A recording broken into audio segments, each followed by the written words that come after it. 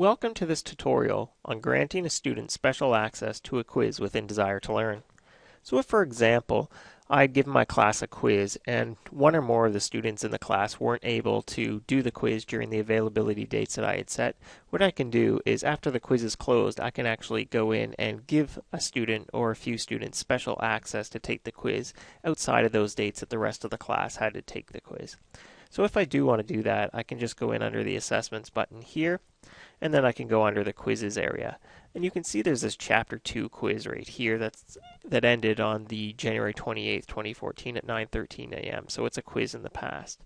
So what I can do is just click on that quiz to go inside of the properties area. And if I just click on the second tab here titled restrictions, I can go in, and if I scroll down to the very, very bottom of the screen, there's something here called advanced availability. And so the first option, which is the default, that says allow selected users special access to the quiz. So this is the option I'm going to want to select. The second option that says allow only users with special access to see this quiz means that only the people that you give access to will be able to view and review, I guess, this quiz. So you'll just want to keep it on the default here, the first option. And then we just press this add users to special access button. And then we've got our special access properties here. So in here we're just going to put the date that we want the quiz to be open for the student. So I can just put in a start date. So if, for example, I want them to access it tomorrow, the 29th, for example, at, we'll say 9 a.m. And then after we set this, we're going to put in our end date. So we'll give them 24 hours to go on and take the quiz.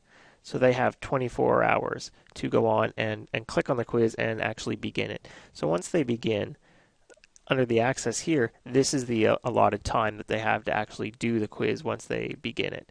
Now it's taken this information from the timing of the quiz that's already been set up. So the only time you'd want to change this is if you want this student or these students to have different times than what was previously set for the quiz. Okay, but and in this instance, I want them to have the same amount of time that the rest of the class did, so I'm just going to leave that. And then I just scroll down to the bottom here, and I just check off the person's or individual's names that you want to give special access to. So if, for example, I want Chester Copperpot here to have special access to this quiz, I check off their name, and then I just press Add Special Access.